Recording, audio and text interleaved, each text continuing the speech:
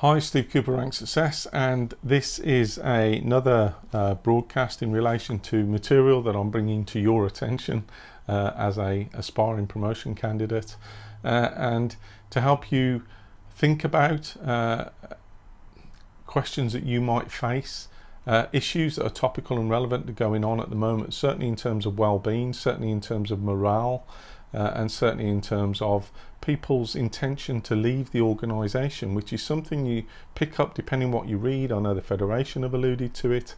There's plenty of stuff on social media from officers that have left the organisation, and there's a load of traffic, if you like, and posts and tweets around people's intention to leave. And with that in mind, I found a really helpful article, really interesting for me anyway, and hopefully you'll pick some of that up, article which was published by the Oxford Review briefing. So I subscribe to the Oxford Review, and there's research by a former police officer here, David Wilkinson, and it alludes to factors that predict people's intention to leave during the organisational change or during organisational change. And there's two factors that are alluded to here. And this research is PhD thesis research from Sun Yat-sen University in Guangdong in China, and Tung Ming Lin is the author, now Dr. Tung Ming Lin, and looked at the factors which explain people's resistance to change. So part of your job as a leader, as a manager, as a supervisor, and certainly within the framework that you're going to be assessed on, is around leadership for people, performance and change. So it's focused around change and people's reaction to it, including your own. And it looks at people's resistance, explaining people's resistance to change from a very interesting perspective. And David here has alluded to this being a really interesting, in-depth and large-scale study based on 973 employees in 45 diverse companies and organisations. And so it's a really interesting angle to look at it.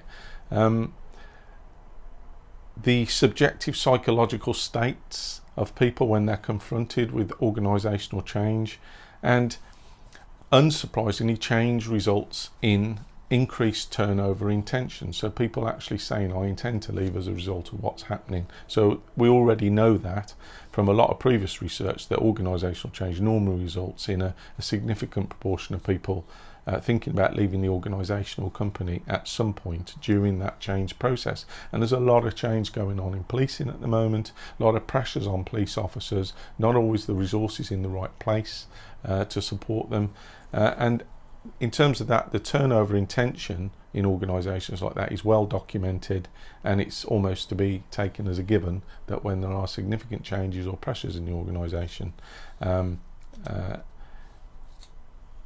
there will be pressures. But there's a clear thing here.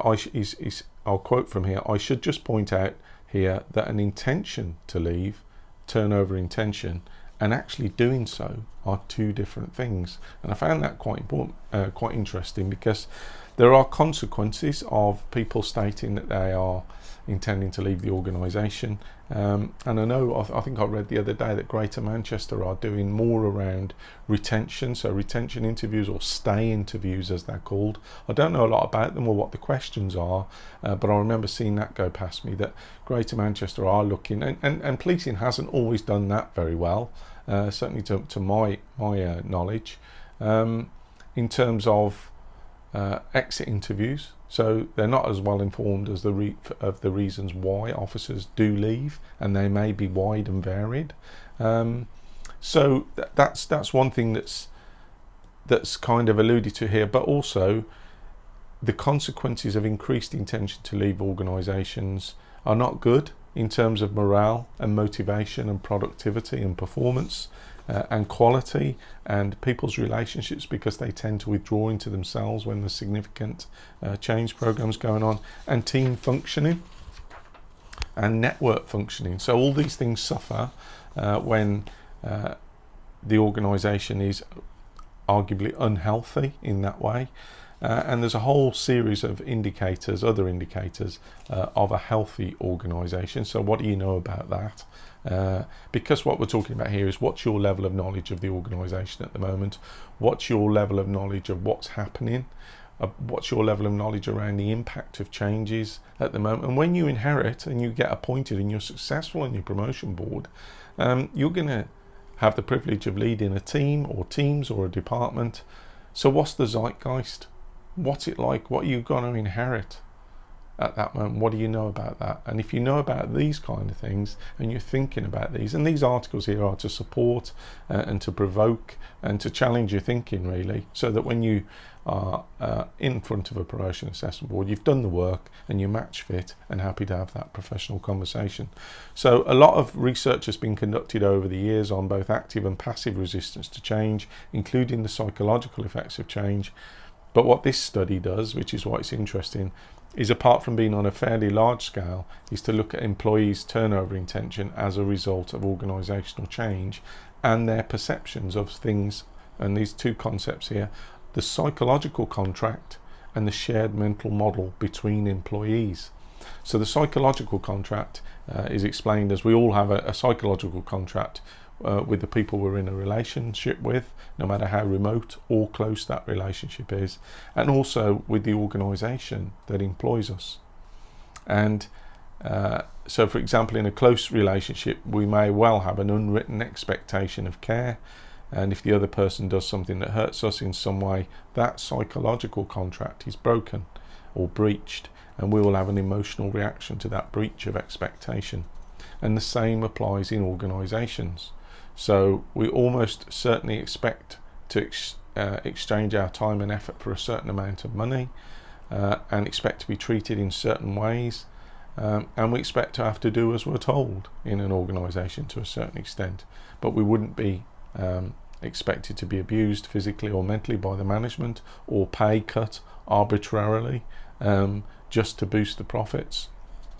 These would undoubtedly be considered a breach of the psychological contract and would therefore result in an emotional reaction to that breach, and usually action like leaving or getting together with others to protest. And the other aspect of that was the shared mental models. So in short, a mental model are the beliefs, the ideas, the expectations and the ways of seeing things that we all have. And what we find in a team, for example, is that a basis of the team is a shared mental model. And in order for a team to operate as a cohesive entity, we require a shared set of beliefs, expectations and operating conditions. And the members of the team all need to be facing in the same direction and have similar beliefs and expectations.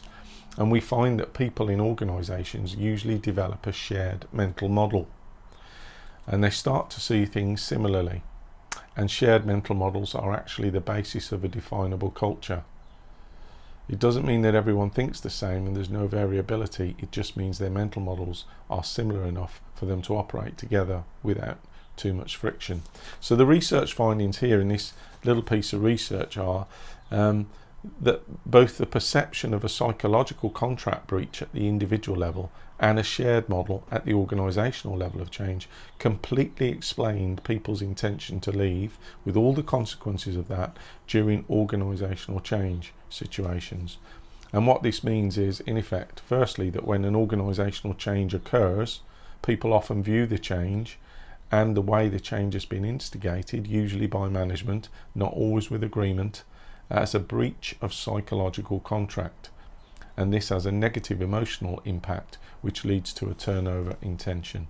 And secondly, this perception of a psychological contract breach and the fact that there is a change leads to a breakdown in the shared mental model of the way things should be, and this then creates new, usually negative, shared mental models about the organisation and change, and this also leads to an intention to leave.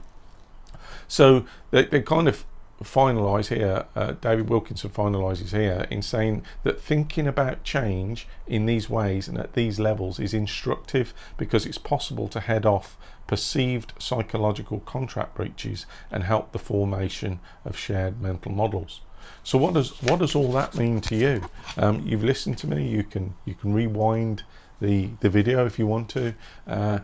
And I'll put the link to that article under this if you want to print it off and have a look at it for yourself. But for me, it's really interesting that when you've got lots of officers who are stating their intention to leave, some of whom are leaving, the police service is not always capturing the reasons for that, so it could be many and varied. But that aspect, those two aspects of a psychological contract and the trust that goes with that between individuals and the organisation, and the shared mental models and ideas they have of teams that are necessary for teams to operate, are just two unusual ways of thinking about this. And again, if you're on a promotion panel, you know, why not let people know you've read this, you're well informed, you're well researched, and you know it's the psychological contract that's arguably breached when people choose to leave and we're not capturing the information that's required. So in terms of potential promotion board questions, you could be asked anything like that. You know, how will you ensure that you create a supportive environment so that you know, not so many people leave the organisation, or if you find out you've got a member on your team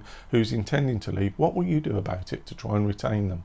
So again, just having a broader understanding about these kind of things is important. And I am a bit of an anorak. I was called it again the other day that I'm a bit of an anorak, but hopefully if I can find these little snippets and make them available to you and share some food for thought, then you might have a takeaway, an aha moment, a light bulb moment, and take that further forward yourself. And you know, one of the models that I always encourage in my digital downloadable toolkits for you, particularly in the interview toolkit, is for you to adopt a model that helps you have a conversational response to any questions, and part of that is sharing with the board or the panel your own thoughts. So, well, my own thoughts on that are, and that's part of my model enamel that is gets great feedback in terms of being successful for conversational management on interviews. So that's in my digital downloadable toolkit for Sergeant and Inspector, Chief Inspector, and there's a whole load of resources at ranksuccess.co.uk to support you when you're ready to go for promotion. So I hope you found that interesting. It's an unusual one, it's from the Oxford Review, and I'll put the link down below. But thanks for listening, and I'll be back with another video in due course. Until then, take care and stay safe.